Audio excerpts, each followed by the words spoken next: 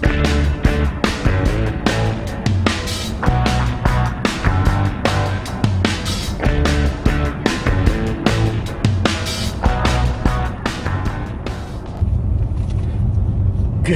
afternoon. Fix my camera. It's drive time with Dave.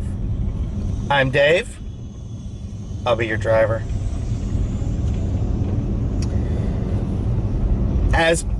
As always, lots of great comments. I mean, you guys make my job easy. You have lots of things to ask me, and the more things I get, the more that I get. I can't even hardly answer them all in a video. So the multi-channel selling software serviced its ugly head again. It says, "Hey Dave, what are you guys using?" Well, again, the problem with that is if you've got that much inventory, it'll make sense, right? So you don't want to pay the money for these multi-channel selling services to handle this inventory if you're not. These things start at around $200 a month and scale up depending upon how many items you have and how much your sales are. They charge you on both ends of this. So if you've got that much stuff up, once you get to, let's just say 5,000 plus pieces of inventory, then it might make sense. You're going to go to a company called Sellbrite. They're the cheapest guy on the block, and they're about $200 a month, and that's what they start at. That gives you multi-listing capability. When you put something on Amazon, it puts it on eBay. It'll create the listing for you. So, yes, it sounds handy.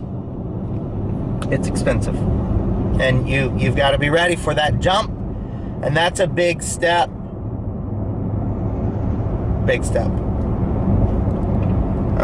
And somebody sent me a message saying that they were looking at hiring their sister to be an employee, and when I covered that yesterday, and make sure your sister that the expectations are clear. Don't get run all over. You don't want that. I've been kicked until you get kicked so much until it doesn't make sense anymore, and then it jeopardizes the relationship. In most cases, there will be no more relationship, and that's something that you face with. Money brings jealousy. I cannot say that enough. On the outside, your friends come and they're your friends, and they're looking in from the outside, and they see you're making money because things start changing. You start showing it. Everything starts growing and evolving around you. I repeat myself so much. I don't even understand sometimes. I think I say this stuff in my sleep, and they're not affected by it because your friends are your friends. The second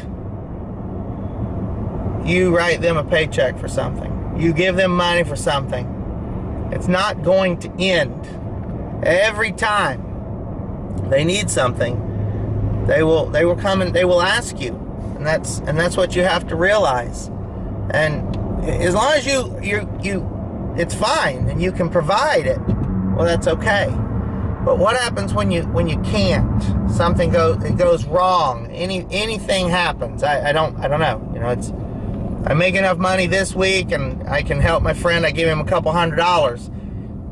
Then somehow next week he needs it again, or in 3 weeks, or in 4 weeks, or in 2 months. It's not going to end.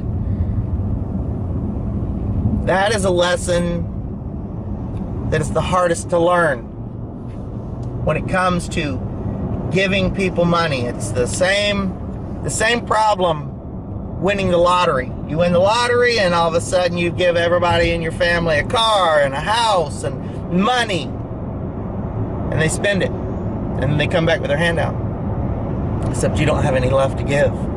You know who the bad guy is? you. That's right. Looking right at you. You're the bad guy.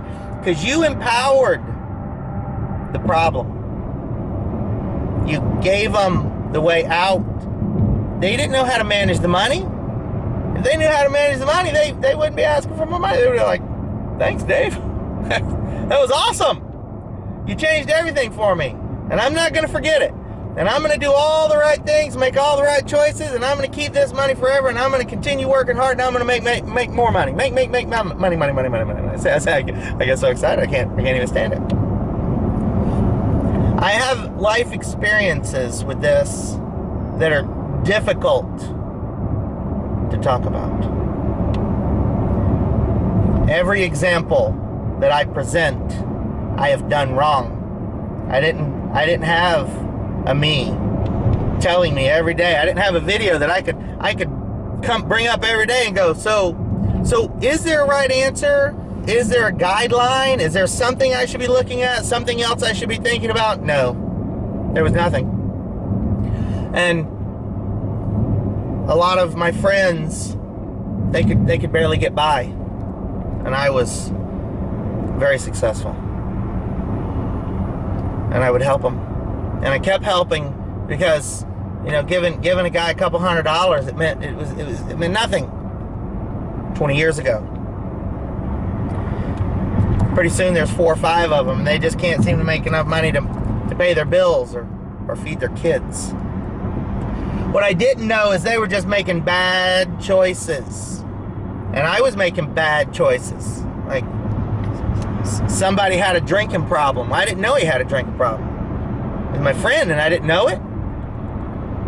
Because you don't always know the truth, the things that they hide, because they're ashamed. And then they come to you for you to save them.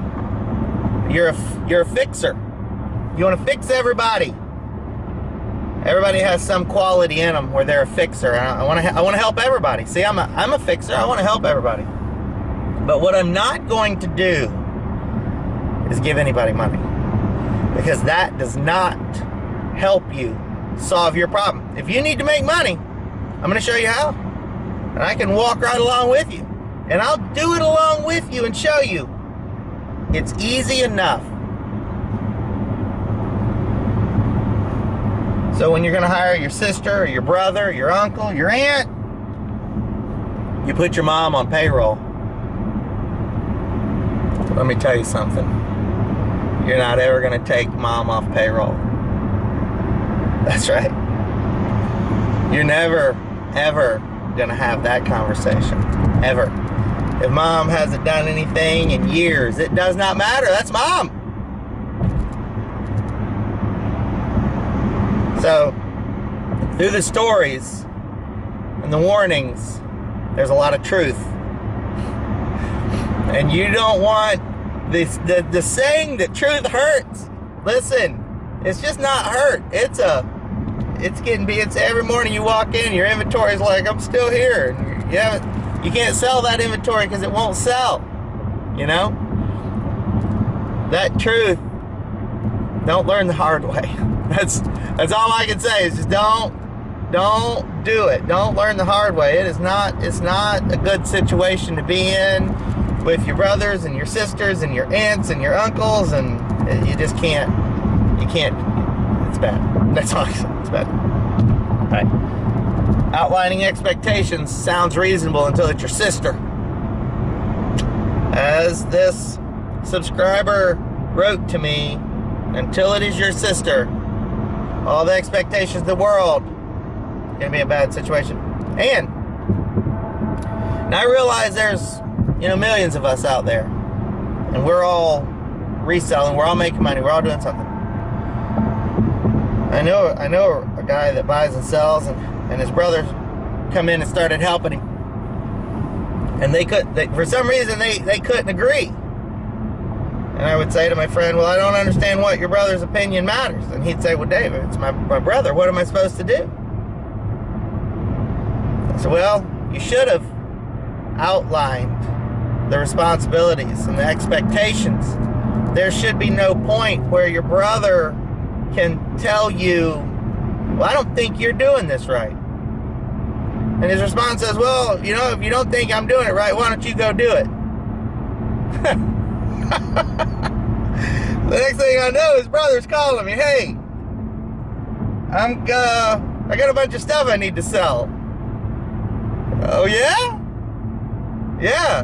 My brother, we couldn't get along anymore, and he told me I should go do it myself. Really? Well, interestingly, the brother that got thrown out, he actually could do it better. So he has a very, very big business now. The original brother, that's my friend, we're going to call him Mike. Mike's still a one-man operation. And Mike calls me, and through the words that I hear the pain and the hurt. And then the hurt got magnified when John, the now very successful brother, called his brother Mike up and said, Mike, come on over here, man. Listen, I got you. You're wonderful at sourcing. You got some good ideas. My ideas were just bigger. I had bigger plans. I didn't want to be a one-man show, or, you know, as much as I enjoyed it being me and you. There was no nothing he could say that would cause Mike to, you know, in my opinion, Mike called me and he goes, man, this is ridiculous. This guy insults me. He leaves, he goes off, he's got this big, huge business now, and now it's insulting. And I said, so he just did for you what you did for him, and you're insulted.